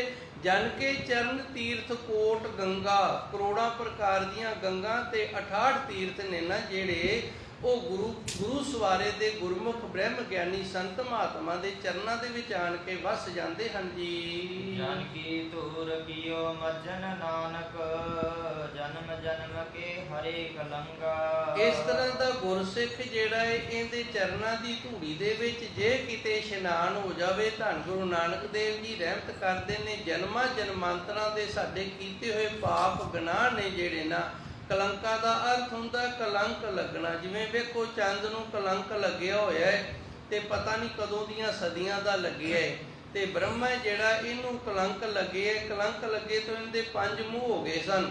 ਜਿਹੜਾ ਉੱਪਰ ਵਾਲਾ ਮੂੰਹ ਸੀ ਉਹ ਸ਼ਿਵ ਜੀ ਨੇ ਹੱਥ ਮਾਰ ਕੇ ਪਰੇ ਕੀਤਾ। ਇਸ ਤਰ੍ਹਾਂ ਦੇ ਕਈ ਕਲੰਕ ਨੇ ਜਿਹੜੇ ਦੇਵਤਿਆਂ ਨੂੰ ਵੀ ਲੱਗੇ ਹੋਏ ਨੇ, ਜਿਨ੍ਹਾਂ ਨੂੰ ਲਾਹਣ ਵਾਲਾ ਕੋਈ ਨਹੀਂ ਤੇ ਲੱਥੇ ਅਜੇ ਵੀ ਨਹੀਂ। ਧੰਨ ਗੁਰੂ ਮਹਾਰਾਜ ਜੀ ਗੁਰਸਿੱਖ ਦੀ ਇਤਨੀ ਵੱਡੀ ਵਡਿਆਈ ਕਰਦੇ ਨੇ ਕਿ ਇਸ ਤਰ੍ਹਾਂ ਦਾ ਗੁਰਸਿੱਖ ਜਿਹੜਾ ਬ੍ਰਹਮ ਅਵਸਥਾ ਦਾ ਮਾਲਕ ਹੋ ਗਿਆ, ਇਹਦੇ ਚਰਨਾਂ ਦੀ ਧੂੜੀ ਦੇ ਵਿੱਚ ਇਸ਼ਨਾਨ ਕੀਤਿਆਂ ਜਨਮਾਂ ਜਨਮਾਂਤਰਾਂ ਦੇ ਸਾਨੂੰ ਵੀ ਕਲੰਕ ਲੱਗੇ ਹੋਣਗੇ, ਪਰ ਸਾਡੇ ਦਿਸਦੇ ਨਹੀਂ, ਉਹ ਸਾਰੇ ਲੈ ਜਾਂਦੇ ਨੇ। ਜਨ ਕੀ ਧੂਰ ਕੀਓ ਮੱਜਨ ਨਾਨਕ, ਧੰਨ ਗੁਰੂ ਜੀ ਰਹਿਮਤ ਕਰਦੇ ਨੇ। ਇਸ ਤਰ੍ਹਾਂ ਦੇ ਪੂਜੇ ਹੋਏ ਗੁਰਸਿੱਖ ਦੇ ਚਰਨਾਂ ਦੀ ਧੂੜੀ ਦੇ ਵਿੱਚ ਜਦੋਂ ਗੁਰਸਿੱਖ ਇਸ਼ਨਾਨ ਕਰਦਾ ਹੈ ਤੇ ਜਨਮਾਂ ਜਨਮਾਂਤਰਾਂ ਦੇ ਜਿਹੜੇ ਕੀਤੇ ਹੋਏ ਗੁਨਾਹ ਨੇ ਨਾ, ਕਲੰਕ ਨੇ, ਉਹ ਭਾਈ ਸਾਰੇ ਦੂਰ ਹੋ ਜਾਂਦੇ ਹਨ ਜੀ। ਬਿਲਾਵਲ ਮਹਲਾ ਪੰਜਵਾ, ਜੋ ਭਾਵੈ ਤਿਉ ਮੋਹਿ ਪ੍ਰਤਪਾਲ। ਪਾਵਨ ਸ਼ਬਦ ਧੰਨ ਗੁਰੂ ਅਰਜਨ ਦੇਵ ਜੀ ਦਾ ਬਿਲਾਵਲ ਰਾਗ ਦੇ ਅੰਦਰ ਉਚਾਰਨ ਕੀਤਾ ਹੋਇਆ ਸੱਚੇ ਸਤਿਗੁਰ ਕਿਰਪਾ ਕਰਦੇ ਨੇ। ਜਿਉਂ ਭਾਵੇ ਹੈ ਵਾਹਿਗੁਰੂ ਜੀ, ਜਿਵੇਂ ਤੈਨੂੰ ਚੰਗਾ ਲੱਗਦਾ ਹੈ ਨਾ। ਭਾਵੇ ਦਾ ਅਰਥ ਹੁੰਦਾ ਭਾ ਜਾਣਾ, ਚੰਗਾ ਲੱਗਣਾ। ਤੇ ਉਹ ਮੋਹਿ ਪ੍ਰਤਪਾਲ, ਮੇਰੀ ਪਾਲਣਾ ਤੂੰ ਉਵੇਂ ਕਰ। ਕਹਿਣ ਤੋਂ ਭਾਵੇ ਹੈ ਸੱਚੇ ਸਤਿਗੁਰ ਜੀ, ਤੇਰੇ ਚਰਨਾਂ ਦੇ ਨਾਲ ਮੈਂ ਜੁੜਿਆ ਰਵਾਂ, ਤੇਰੇ ਚਰਨਾਂ ਦਾ ਮੈਨੂੰ ਧਿਆਨ ਰਵੇ, ਤੇਰੇ ਚਰਨਾਂ ਦੀ ਮੈਨੂੰ ਪ੍ਰੀਤ ਬਣੀ ਰਵੇ। ਤੇ ਬਾਕੀ ਜਿਹੜੀ ਸੰਸਾਰਿਕ ਸਰੀਰ ਦੀ ਪਾਲਣਾ ਹੈ ਨਾ, ਇਹਦੀ ਕੋਈ ਪਰਵਾਹ ਨਹੀਂ ਹੈਗੀ। ਜਿਵੇਂ ਵੀ ਸਾਡਾ ਜੀਵਨ ਹੋਏਗਾ ਅਸੀਂ ਉਵੇਂ ਦੇ ਜੀਵਨ ਦੇ ਵਿੱਚ ਖੁਸ਼ ਹੋਵਾਂਗੇ। ਤੇ ਦੂਸਰਾ ਅਰਥ ਇਹਦਾ ਹੈ ਜੋ ਭਾਵੇ ਤੂੰ ਮੋਹਿ ਪ੍ਰਤਪਾਲ, ਹੈ ਸੱਚੇ ਸਤਿਗੁਰ ਜੀ, ਇਹ ਸੰਸਾਰ ਜਿਹੜਾ ਇਹ ਵਿਕਾਰਾਂ ਦਾ, ਬੁਰਾਈਆਂ ਦਾ ਹੈ, ਤੇ ਤੂੰ ਕਿਰਪਾ ਕਰ, ਜਿਵੇਂ ਤੇਰੇ ਤੋਂ ਅਸੀਂ ਰੱਖੇ ਜਾਂਦੇ ਆ ਨਾ, ਉਵੇਂ ਇਸ ਸੰਸਾਰ ਦੇ ਅੰਦਰ ਸਾਡੀ ਰੱਖਿਆ ਕਰਕੇ ਸਾਡੀ ਪਾਲਣਾ ਕਰੋ ਜੀ। ਪਾਰ ਬ੍ਰਹਮ ਪਰਮੇਸ਼ਰ ਸਤਿਗੁਰ, ਹਮ ਬਾਰਕ ਤੁਮ ਪਿਤਾ ਕਿਰਪਾਲ। ਇਹ ਸੱਚੇ ਸਤਿਗੁਰ ਜੀ, ਆਪ ਪਾਰਾਵਾਰ ਤੋਂ ਰਹਿਤ ਬ੍ਰਹਮ ਸਰੂਪ ਹੋ ਤੇ ਪਰਮ ਈਸ਼ਵਰ ਹੋ, ਸਭ ਤੋਂ ਵੱਡੇ ਹੋ, ਦੇਵ ਆਦਿ ਦੇਵ ਸਭ ਦਾ ਆਦ ਰੂਪ ਹੋ। ਸਤਿਗੁਰ, ਹੇ ਸੱਚੇ ਸਤਿਗੁਰ ਜੀ, ਹਮ ਬਾਰਕ, ਅਸੀਂ ਆਪ ਜੀ ਦੇ ਬੱਚੇ ਹਾਂ। ਤੁਮ ਪਿਤਾ ਕਿਰਪਾਲ, ਤੇ ਤੁਸੀਂ ਸਾਡੇ ਪਿਤਾ ਹੋ। ਕਿਰਪਾਲ, ਤੁਸੀਂ ਕਿਰਪਾਲੂ ਹੋ, ਤੁਸੀਂ ਦਿਆਲੂ ਹੋ, ਤੁਸੀਂ ਕਿਰਪਾ ਕਰਨ ਵਾਲੇ ਹੋ ਜੀ। ਰਹਾਉ ਮੋਹਿ ਨਿਰਗੁਣ ਗੁਣ ਨਾਹੀ ਕੋਈ, ਪਹੁੰਚ ਨ ਸਕੋ ਤੁਮਰੀ ਕਾਲ। ਅੱਗੇ ਗੁਰੂ ਮਹਾਰਾਜ ਜੀ ਰਾਓ ਵਾਲੀਆਂ ਤੁਕਾਂ ਤੋਂ ਉਪਰੰਤ ਕਿਰਪਾ ਕਰਦੇ ਨੇ। ਮੋਹਿ ਨਿਰਗੁਣ, ਸਾਡੇ ਵਿੱਚ ਗੁਣ ਕੋਈ ਵੀ ਨਹੀਂ। ਮੋਹਿ ਨਿਰਗੁਣ, ਗੁਣ ਨਹੀਂ ਕੋਈ, ਕੋਈ ਵੀ ਗੁਣ ਨਹੀਂ ਹੈਗਾ ਸਾਡੇ ਵਿੱਚ। ਪਹੁੰਚ ਨਾ ਸਾਕੋ ਤੁਮਰੀ ਘਾਲ, ਆਪ ਜੀ ਦੀ ਜਿਹੜੀ ਘਾਲ ਸੇਵਾ ਹੈ ਨਾ, ਉੱਥੋਂ ਤੱਕ ਸਾਡੇ ਤੋਂ ਨਹੀਂ ਪਹੁੰਚਿਆ ਜਾਂਦਾ। ਜਿੱਥੋਂ ਤੱਕ ਸਾਨੂੰ ਕਮਾਈ ਕਰਨੀ ਚਾਹੀਦੀ ਸੀ, ਜਿਤਨਾ ਕੁ ਨਾਮ ਜਪਣਾ ਚਾਹੀਦਾ, ਜਿਤਨਾ ਕੁ ਸਿਮਰਨ ਕਰਨਾ ਚਾਹੀਦਾ ਨਾ, ਉੱਥੋਂ ਤੱਕ ਸਾਡੇ ਕੋਲੇ ਨਹੀਂ ਪਹੁੰਚਿਆ ਜਾਂਦਾ, ਕਿਉਂਕਿ ਸਾਡੇ ਵਿੱਚ ਕੋਈ ਗੁਣ ਹੀ ਨਹੀਂ ਹੈਗਾ। ਅਸੀਂ ਗੁਣਾਂ ਤੋਂ ਹੀਨ। ਹੁਣ ਇੱਥੇ ਇਹ ਨਹੀਂ ਸਮਝ ਲੈਣਾ ਕਈ ਵਾਰੀ ਨਾ ਸਾਡਾ ਜਿਹੜਾ ਅੰਦਰੂਨੀ ਖਿਆਲ ਹੈ, ਜਿਹੜੀ ਸਾਡੀ ਅੰਦਰੂਨੀ ਸਮਝ ਹੈ ਨਾ, ਇਹ ਨਿਮਾਣ ਵਾਲੇ ਪਾਸੇ ਜ਼ਿਆਦਾ ਜਾਂਦੀ ਹੈ ਤੇ ਉਚਾਈ ਵਾਲੇ ਪਾਸੇ ਬੜੀ ਘੱਟ ਜਾਂਦੀ। ਜਿਵੇਂ ਪਾਣੀ ਦਾ ਸੁਭਾਅ ਹੁੰਦਾ ਨਾ, ਇਹਨੇ ਸਦਾ ਨਿਮਾਣ ਵਾਲੇ ਪਾਸੇ ਜਾਣਾ, ਉਵੇਂ ਸਾਡੀ ਜਿਹੜੀ ਅੰਦਰੂਨੀ ਸੋਚ ਹੈ, ਅੰਤਰ ਬਿਰਤੀ ਹੈ ਜਿਹੜੀ, ਇਹ ਨਿਮਾਣ ਵਾਲੇ ਪਾਸੇ ਬੜੀ ਛੇਤੀ ਜਾਂਦੀ ਹੈ, ਬੜੀ ਡਿੱਗਦੀ ਹੈ। ਇੱਥੇ ਇਹ ਨਹੀਂ ਸਮਝ ਲੈਣਾ ਵੀ ਬਿਨਾਂ ਗੁਣਾਂ ਤੋਂ, ਹੁਣ ਇਹ ਸ਼ਬਦ ਜਿਹੜਾ ਇਹ ਉਚਾਰਨ ਕੀਤਾ ਗਿਆ, ਨਹੀਂ, ਇਹ ਗੁਣਾਂ ਤੋਂ ਬਿਨਾਂ ਉਚਾਰਨ ਹੀ ਨਹੀਂ ਹੁੰਦਾ, ਗੁਣਾਂ ਤੋਂ ਬਿਨਾਂ ਇਹ ਅੰਦਰ ਖਿਆਲ ਹੀ ਨਹੀਂ ਹੁੰਦਾ, ਗੁਣ ਤੋਂ ਬਿਨਾਂ ਇਸ ਤਰ੍ਹਾਂ ਦੀ ਅੰਦਰ ਭਾਵਨਾ ਹੀ ਨਹੀਂ ਬਣਦੀ। ਤੇ ਫਿਰ ਗੁਰੂ ਮਹਾਰਾਜ ਜੀ ਸੱਚੇ ਸਤਿਗੁਰ ਕਿਉਂ ਇੱਥੇ ਨਿਰਗੁਣ ਗੁਣ ਨਹੀਂ ਕੋਈ ਇਹ ਉਚਾਰਨ ਕਰ ਰਹੇ ਨੇ। ਸੱਚੇ ਸਤਿਗੁਰ ਨੇ ਇਹ ਪਾਵਨ ਸ਼ਬਦ ਬੜੀ ਨਿਮਰਤਾ ਦੇ ਵਿੱਚ ਉਚਾਰਨ ਕੀਤਾ। ਜਿਵੇਂ ਗੁਰੂ ਨਾਨਕ ਦੇਵ ਜੀ ਸਾਨੂੰ ਦੱਸਦੇ ਨੇ, ਸਭ ਗੁਣ ਤੇਰੇ ਮੈਂ ਨਾਹੀ ਕੋਈ, ਹੈ ਸੱਚੇ ਸਤਿਗੁਰ ਜੀਓ ਮੈਂ ਨਾਹੀ ਕੋਈ, ਮੇਰੇ ਵਿੱਚ ਕੋਈ ਵੀ ਗੁਣ ਨਹੀਂ ਹੈਗਾ, ਤੇ ਜਿੰਨੇ ਵੀ ਗੁਣ ਨੇ ਨਾ ਉਹ ਸਾਰੇ ਤੇਰੇ ਹੀ ਗੁਣ ਨੇ। ਬਿਨ ਗੁਣ ਕੀਤੇ ਭਗਤ ਨਾ ਹੋਏ। ਤੇ ਪਰ ਜਦੋਂ ਤੱਕ ਤੂੰ ਕੋਈ ਗੁਣ ਨਹੀਂ ਕਰੇਗਾ ਉਦੋਂ ਤੱਕ ਭਗਤੀ ਵੀ ਨਹੀਂ ਹੋਏਗੀ। ਤੂੰ ਭਗਤੀ ਵਾਲਾ ਗੁਣ ਹੈ ਜਿਹੜਾ ਉਹ ਸਾਨੂੰ ਦਵੇਂਗਾ ਤੇ ਫਿਰ ਭਗਤੀ ਹੋਏਗੀ। ਉਸੇ ਤਰ੍ਹਾਂ ਇਹ ਨਿਮਰਤਾਈ ਵਾਲਾ ਗੁਣ ਹੈ ਜੋ ਧੰਨ ਗੁਰੂ ਅਰਜਨ ਦੇਵ ਜੀ ਸੱਚੇ ਸਤਿਗੁਰ ਨੂੰ ਪ੍ਰਾਪਤ ਹੋਇਆ, ਤੇ ਉਹ ਇਸ ਨਿਮਰਤਾਈ ਵਾਲੇ ਗੁਣ ਦੇ ਨਾਲ ਉਸ ਪ੍ਰਭੂ ਪਰਮਾਤਮਾ ਦੀ ਵਡਿਆਈ ਕਰਦੇ ਨੇ। ਮੋਹੇ ਨਿਰਗੁਣ ਗੁਣ ਨਹੀਂ ਕੋਈ। ਸਾਡੇ ਅੰਦਰ ਇਤਨਾ ਨਿਮਰਤਾਈ ਵਾਲਾ, ਭਗਤੀ ਕਰਨ ਵਾਲਾ, ਬੰਦਗੀ ਕਰਨ ਵਾਲਾ, ਸੇਵਾ ਕਰਨ ਵਾਲਾ ਕੋਈ ਵੀ ਗੁਣ ਨਹੀਂ ਹੈਗਾ। ਤੁਸੀਂ ਕਿਰਪਾ ਕੀਤੀ ਹੈ, ਆਪ ਸਾਰੇ ਗੁਣ ਬਖਸ਼ੇ ਨੇ।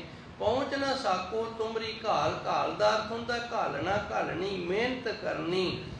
ਜਿਹੜੀ ਮਿਹਨਤ ਕਰਕੇ ਆਪ ਜੀ ਦੇ ਦਰ ਤੱਕ ਪਹੁੰਚਿਆ ਜਾਂਦਾ ਨਾ, ਉਹ ਮਿਹਨਤ ਕਰਨ ਦੇ ਅਸੀਂ ਸਮਰੱਥ ਵੀ ਨਹੀਂ। ਉਹ ਮਿਹਨਤ ਵੀ ਜੇ ਤੂੰ ਕਰਵਾ ਲੈਣਾ ਤੇ ਹੋ ਜਾਂਦੀ ਹੈ, ਨਹੀਂ ਤਾਂ ਨਹੀਂ ਹੁੰਦੀ। ਇਹ ਸੱਚੇ ਸਤਿਗੁਰ ਜੀ, ਜਿਹੜੀ ਮਿਹਨਤ ਕਰਕੇ, ਜਿਹੜੀ ਸੇਵਾ ਕਰਕੇ, ਜਿਹੜੀ ਘਾਲਣਾ ਘਾਲ ਕੇ, ਜਿਹੜਾ ਸਿਮਰਨ ਕਰਕੇ ਤੇਰੇ ਦਰ ਤੱਕ ਪਹੁੰਚਿਆ ਜਾਂਦਾ ਨਾ, ਉਹ ਮਿਹਨਤ ਹੈ ਜਿਹੜੀ ਉਹ ਵੀ ਸਾਡੇ ਤੋਂ ਨਹੀਂ ਹੋ ਸਕਦੀ। ਜੇ ਤੂੰ ਕਿਰਪਾ ਕਰੇ, ਦਾਤ ਬਖਸ਼ੇ, ਤੇ ਫਿਰ ਭਾਈ ਤੇਰੀ ਰਹਿਮਤ, ਤੇਰੀ ਕਿਰਪਾ ਦੇ ਨਾਲ ਇਹ ਘਾਲਣਾ ਹੋ ਸਕਦੀ ਹੈ ਜੀ। ਤੁਮਰੀ ਗਤ ਮਿਤ ਤੁਮ ਹੀ ਜਾਨਹੁ, ਜੀਉ ਪਿੰਡ ਸਭ ਤੁਮਰੋ ਮਾਲ। ਤੁਮਰੀ ਗਤ ਮਿਤ, ਗਤ ਮਿਤ ਦਾ ਅਰਥ ਹੁੰਦਾ ਮਰਿਆਦਾ। ਤੁਮ ਹੀ ਜਾਣੋ, ਇਹ ਸੱਚੇ ਸਤਿਗੁਰੂ ਜੀ ਕਿਸ ਮਰਿਆਦਾ ਦੇ ਵਿੱਚ ਰਿਹਾ ਤੂੰ ਖੁਸ਼ ਹੁੰਨਾ, ਸਾਨੂੰ ਉਹ ਵੀ ਨਹੀਂ ਪਤਾ। ਇਸ ਮਰਿਆਦਾ ਦੇ ਨਾਲ ਤੇਰੇ ਦਰ ਤੇ ਤੁਰਿਆ ਜਾ ਸਕਦਾ, ਸਾਨੂੰ ਇਹ ਵੀ ਸੋਝੀ ਨਹੀਂ।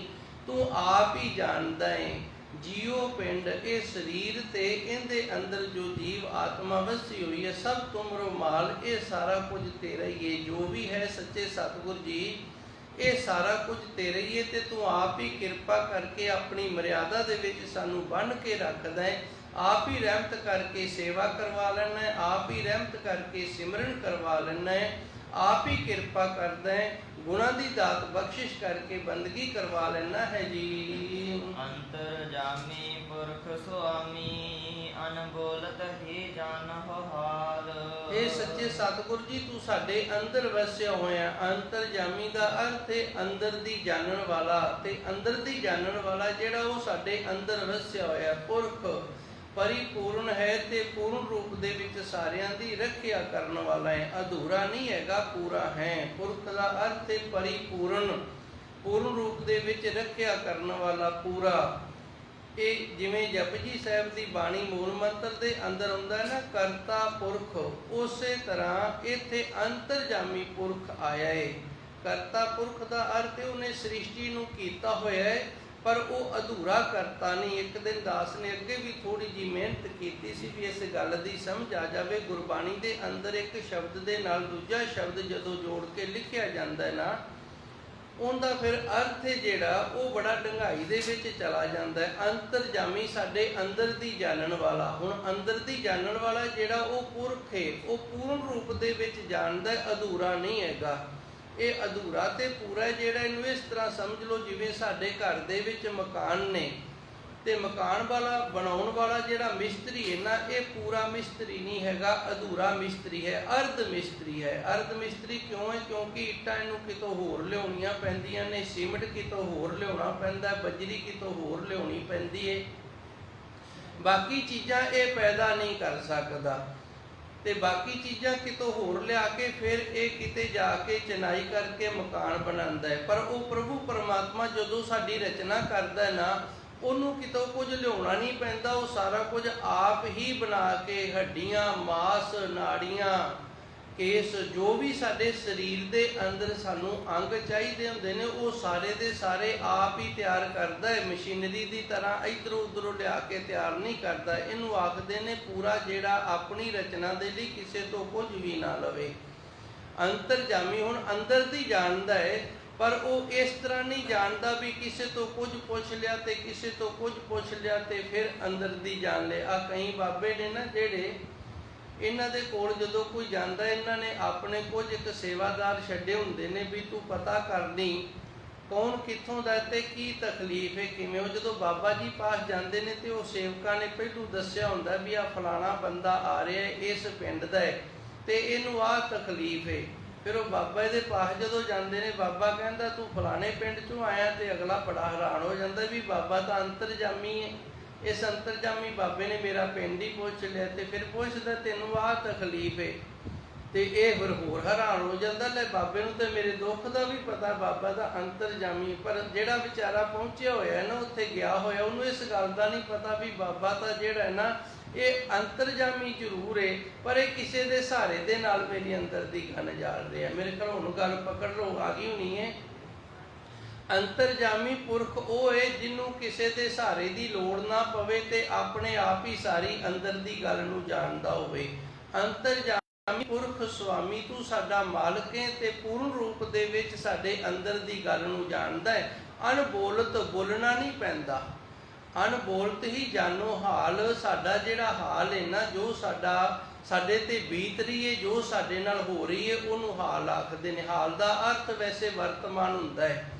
ਜੋ ਇਸ ਵਕਤ ਸਾਡੇ ਦਿਲ ਤੇ, ਸਾਡੇ ਸਰੀਰ ਤੇ, ਸਾਡੇ ਅੰਦਰ ਚੱਲ ਰਿਹਾ ਹੈ, ਉਹ ਤੂੰ ਆਪ ਜਾਣਦਾ, ਤੈਨੂੰ ਬੋਲ ਕੇ ਨਹੀਂ ਦੱਸਣਾ ਪੈਂਦਾ ਹੈ ਜੀ। ਤਨ ਮਨ ਸੀਤਲ ਹੋਏ ਹਮਾਰੋ, ਨਾਨਕ ਪ੍ਰਭ ਜੀਓ ਨਦਰ ਨਿਹਾਲ। ਧੰਨ ਗੁਰੂ ਮਹਾਰਾਜ ਜੀ ਰਹਿਮਤ ਕਰਦੇ ਨੇ, ਹੇ ਸੱਚੇ ਸਤਿਗੁਰੂ ਜੀ, ਜੇ ਤੂੰ ਆਪਣੀ ਦਇਆ ਦ੍ਰਿਸ਼ਟੀ ਸਾਡੇ ਤੇ ਕਰ ਦਵੇਂ ਤੇ ਸਾਡਾ ਤਨ ਤੇ ਮਨ ਨਾ ਜਿਹੜਾ ਇਹ ਸੀਤਲ ਹੋ ਜਾਵੇ, ਠੰਡਾ ਠਾਰ ਹੋ ਜਾਵੇ। ਸੀਤਲ ਦਾ ਅਰਥ ਹੁੰਦਾ ਠੰਡਾ ਠਾਰ। ਇੱਥੇ ਮੈਂ ਹੋਰ ਵੀ ਥੋੜਾ ਜਿਹਾ ਆਪ ਜੀ ਦੀ ਗਿਆਤਾ ਦੇ ਲਈ ਦੱਸ ਦਿਆਂ। ਜਦੋਂ ਆਪਾਂ ਅਰਦਾਸ ਕਰਦੇ ਆ ਨਾ, ਕਈ ਗੁਰਮੁਖ ਪਿਆਰੇ ਗੱਲ ਉੱਥੇ ਹੀ ਆ ਜਾਣੀ ਹੈ ਵਿਦਿਆ ਤੇ, ਫਿਰ ਆ ਕੇ ਗੱਲ ਰੁਕ ਜਾਣੀ ਹੈ। ਤੇ ਵਿਦਿਆ ਤੋਂ ਹੀ ਗੱਲ ਚੱਲੀ ਸੀ ਆਪਣੀ। ਜਿਹੜਾ ਗੁਰਸਿੱਖ ਹੈ ਉਹਨੇ ਆਪਣੇ ਜੀਵਨ ਦੇ ਵਿੱਚ ਵਿਦਿਆ ਨੂੰ ਪ੍ਰਾਪਤ ਕਰਨਾ ਹੈ। ਜਿਤਨੀ ਸੇਵਾ ਉਧਰ ਕਰਨੀ ਹੈ, ਇਹ ਵੀ ਇੱਕ ਪ੍ਰਕਾਰ ਦੀ ਸੇਵਾ ਹੈ। ਜਿਹੜਾ ਗੁਰ ਇਤਿਹਾਸ ਦੀ ਖੋਜ ਕਰਨੀ ਹੈ, ਗੁਰਬਾਣੀ ਦੇ ਸ਼ਬਦਾਂ ਦੀ ਖੋਜ ਕਰਨੀ ਹੈ। ਹੁਣ ਅਰਦਾਸ ਦੇ ਵਿੱਚ ਆਪਾਂ ਕੀ ਕਹਿ ਦਿੰਨੇ ਆ, ਆਪ ਜੀ ਕਾ ਸੀਤਲ ਪ੍ਰਸ਼ਾਦ, ਤੇ ਸੀਤਲ ਦਾ ਅਰਥ ਹੁੰਦਾ ਠੰਡਾ। ਫਿਰ ਕਹਿਣਾ ਕੀ ਚਾਹੀਦਾ, ਸੀਤ ਪ੍ਰਸਾਦ। ਇਹ ਸੀਤ ਹੈ ਜਿਹੜਾ, ਇਹ ਸਾਡੀ ਬੋਲੀ ਦਾ ਸ਼ਬਦ ਨਹੀਂ ਹੈਗਾ। ਸੀਤ ਹੈ ਜਿਹੜਾ, ਇਹ ਇਰਾਕ ਈਰਾਨ ਦੇ ਵਿੱਚ ਬੋਲਿਆ ਜਾਂਦਾ ਹੈ। ਤੇ ਸੀਤ ਦਾ ਅਰਥ ਹੁੰਦਾ ਜਿਹੜਾ ਇੱਕ ਨੇ ਵਿੱਚੋਂ ਛਕ ਲਿਆ ਹੋਵੇ ਤੇ ਉਹਦਾ ਬਚਿਆ ਹੋਇਆ ਭੋਜਨ, ਉਹਨੂੰ ਸੀਤ ਆਖਦੇ ਨੇ। ਆਪ ਝੂਠਾ ਆਖ ਸਕਦੇ ਹੋ। ਤਨ ਮਨ ਸੀਤਲ ਹੋਏ ਹਮਾਰੋ, ਸੀਤਲ ਦਾ ਅਰਥ ਹੈ ਠੰਡਾ, ਤੇ ਸੀਤ ਦਾ ਅਰਥ ਹੁੰਦਾ ਹੈ ਛਕਣ ਤੋਂ ਉਪਰੰਤ ਜੋ ਬਚ ਗਿਆ, ਉਹਨੂੰ ਸੀਤ ਆਖਦੇ ਨੇ। ਇਹ ਸੀਤ ਸ਼ਬਦ ਹੈ ਜਿਹੜਾ, ਇਹ ਸਾਡੀ ਬੋਲੀ ਦਾ ਨਹੀਂ।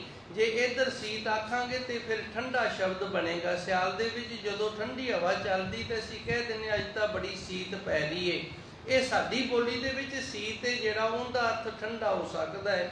ਪਰ ਜੋ ਧੰਨ ਗੁਰੂ ਮਹਾਰਾਜ ਜੀ ਦੀ ਬਾਣੀ ਦੇ ਅੰਦਰ ਵੀ ਕਈ ਥਾਵਾਂ ਤੇ ਸੀਤ ਸ਼ਬਦ ਆਇਆ ਹੈ, ਤੇ ਗੁਰ ਇਤਿਹਾਸ ਦੇ ਵਿੱਚ ਵੀ ਸੀਤ ਸ਼ਬਦ ਆਇਆ ਹੈ।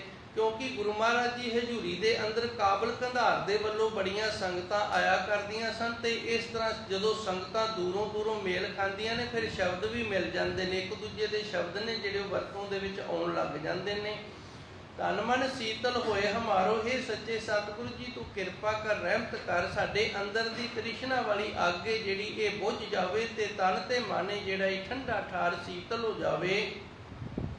ਪ੍ਰਭ ਜੀਓ ਨਦਰ ਨਿਹਾਲ ਧੰਨ ਗੁਰੂ ਜੀ ਰਹਿਮਤ ਕਰਦੇ ਨੇ। ਹੇ ਪ੍ਰਭੂ ਪਰਮਾਤਮਾ ਤੂੰ ਕਿਰਪਾ ਕਰ, ਸਾਡੇ ਤੇ ਦਇਆ ਦ੍ਰਿਸ਼ਟੀ ਇਹ ਤੁਸੀਂ ਕਰਨੀ ਕਰੋ। ਇਤਨੀ ਕੁ ਸੇਵਾ ਸੰਗਤ ਨੇ ਪ੍ਰਵਾਨ ਕਰਨੀ। ਸੱਚੇ ਸਤਿਗੁਰ ਕਿਰਪਾ ਕਰ ਰਹਿਮਤ ਕਰਨ ਸਾਡੇ ਸਾਰਿਆਂ ਤੇ। ਸਾਨੂੰ ਇਸ ਤਰ੍ਹਾਂ ਦੇ ਗੁਰਸਿੱਖ ਮਿਲ ਜਾਣ। ਤੁਮਰੋ ਧਿਆਨ ਤੁਮਾਰੋ ਰੰਗਾ, ਜਿਨ੍ਹਾਂ ਦੀ ਸੰਗਤ ਕਰਦਿਆਂ ਗੁਰੂ ਮਹਾਰਾਜ ਜੀ ਦੇ ਚਰਨਾਂ ਦਾ ਧਿਆਨ ਹੈ ਜਿਹੜਾ ਇਹ ਬਣਿਆ ਰਵੇ, ਤੇ ਗੁਰੂ ਮਹਾਰਾਜ ਜੀ ਸੱਚੇ ਸਤਿਗੁਰ ਦੇ ਜੋ ਚਰਨਾਂ ਦਾ ਪਿਆਰ ਹੈ ਇਹ ਸਾਡੇ ਅੰਦਰ ਰੰਗਤ ਚੜ ਜਾਵੇ। ਤੁਮਰੀ ਸੇਵਾ ਤੁਮਾਰੇ ਅੰਗਾ, ਤੇ ਉਸ ਪ੍ਰਭੂ ਪਰਮਾਤਮਾ ਗੁਰੂ ਦੀ ਸੇਵਾ ਵਿੱਚ ਲੱਗੇ ਰਹੀਏ, ਤੇ ਗੁਰੂ ਮਹਾਰਾਜ ਜੀ ਦੇ ਜਿਹੜਾ ਅੰਗਾ ਦਾ ਅਰਥ ਹੈ ਸੰਗਤ, ਇਹ ਸਾਨੂੰ ਪ੍ਰਾਪਤ ਹੁੰਦੀ ਰਵੇ। ਦੇਹੋ ਸੱਜਣ ਆਸੀਸੜੀਆ, ਜੋ ਹੋਵੇ ਸਹਿਬ ਸਿਉ ਮੇਲ। ਅੰਤਰ